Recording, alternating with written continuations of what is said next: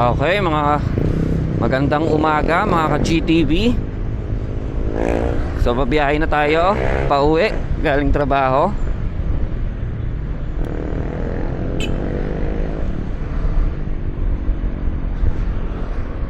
So ang ating i-discuss ngayon ay kamusta naman yung ipinalit ko na spark plug sa ating Fortress 160. Bali, ang una ko palang in-order na spark plug ay yung Uma Racing na sabi nila ay long tip daw.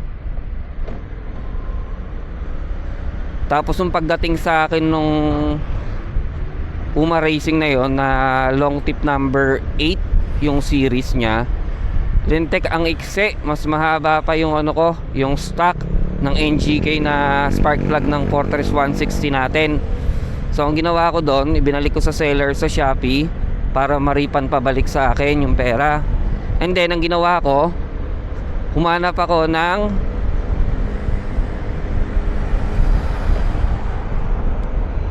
pang PCX 160.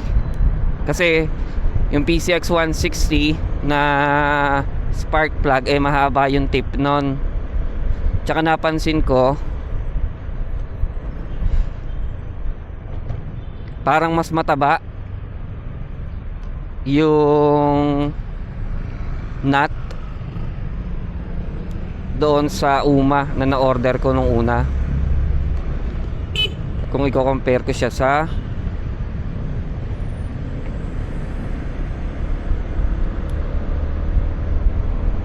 pang PCX 160. So yun nga nangyari, umorder ako ng Sobco na brand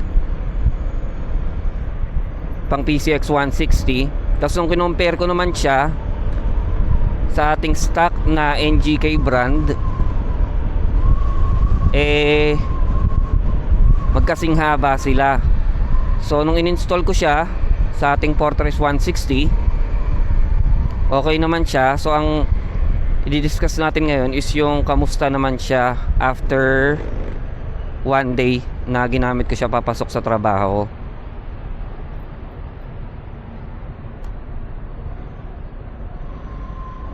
So feedback ko lang na maganda yung bitaw since iridium siya, iridium spark plug. Ang bili ko is 510, may discount na yon. Maganda yung ano niya, bitaw niya ng ng kuryente. So parang pakiramdam ko mas maganda yung naging response, yung throttle response, kasama na yung pag-respond ng makina natin. So parang mas mabilis, parang mas nakakatulong siya kahit papaano sa, I think, sa acceleration.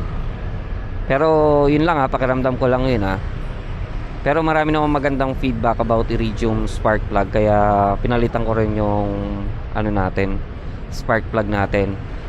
Bali sa spark plug, ang pwede nyo kuhanin as a replacement is yung pang PCX 160, ADB 160, or pwede rin siya sa XMAX 300.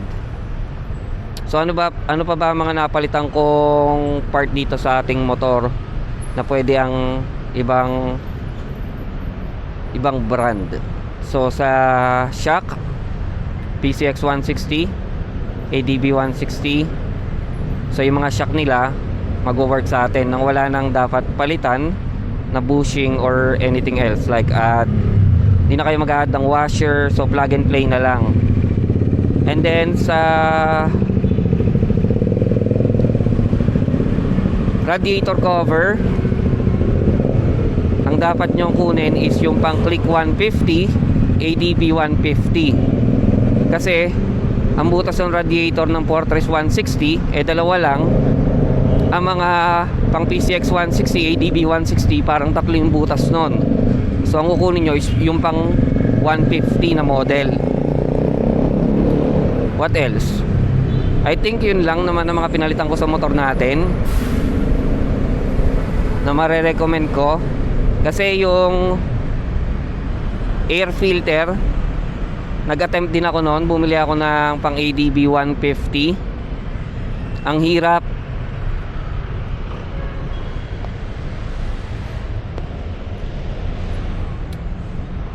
Ang hirap niyang maikabit sa ating airbox. Hindi siya fit. Hindi siya nagsasara.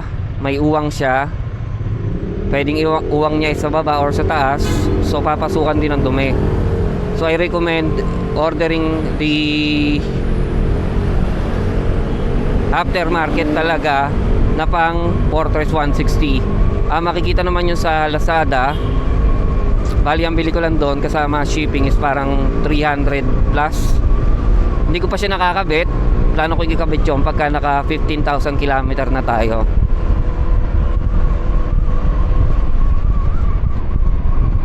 So far wala naman ako marereklamo sa ating Fortress 160.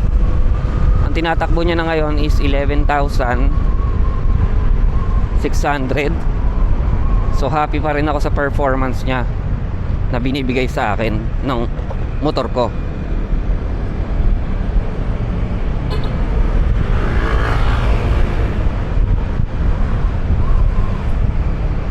Okay nga pala, maiba tayo mga ka-GTV. Since tapos na tayo sa pagdidiscuss ng kamusta yung Sobco Iridium spark plug sa ating Fortress 160, kamustahin naman natin yung gasolina. So alam naman natin na merong giyerang nangyayari sa Middle East, which is naapektuhan yung mga presyo ng krudo. So parang nakita ko nung bumiyaya ko kahapon, kagabi, parang ang daming pila sa Petron at Shell. Kasi parang sila yung hindi nananamantala sa pag-increase ng presyo ng crudo compare sa mga mas maliliit na company na parang ang lalaki ng increase nila. So wala pa yung date ng increase, nakapagtasa sila ng presyo ng gasolina.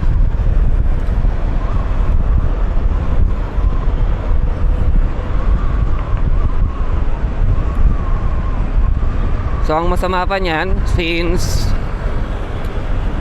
tuloy pa rin ang gera ng Iran, US at Israel, so may posibilidad na lalo pa magiging mataas ang presyo. Parang kanina lang may nakita akong balita sa Facebook, I don't know kung reliable source siya, pero possible daw na umabot hanggang 125 per litro.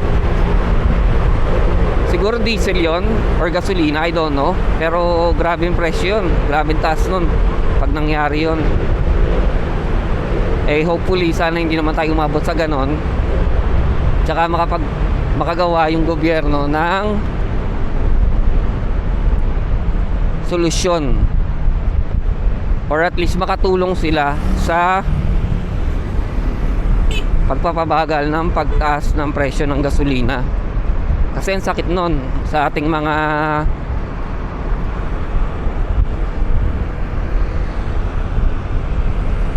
may sasakyan, lalo na yung mga sasakyan, motor ito, di naman tumalakas sa gasolina. Ang magkakaproblema dyan yung mga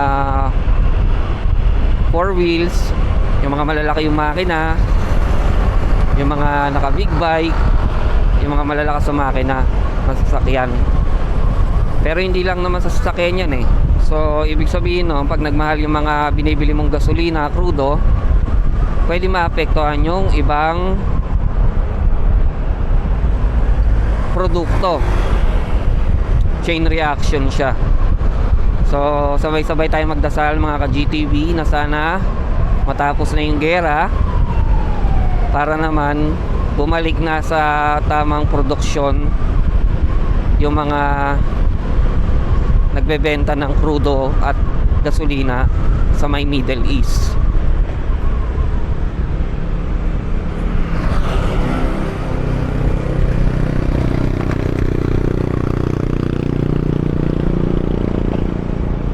Siguro yun na lang muna mga ka-GTV.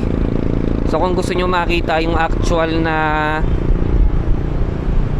comparison nung stock tsaka Sobco na spark plug, andun yung sa last video ko na in-upload ko kahapon. At kung nagustuhan nyo yung video, pa-like na lang. At kung di pa nakasubscribe, pa-subscribe na rin. Focus muna ako sa pagmamaneho ko pa uwi. Ride safe always, and peace out mga ka-GTV.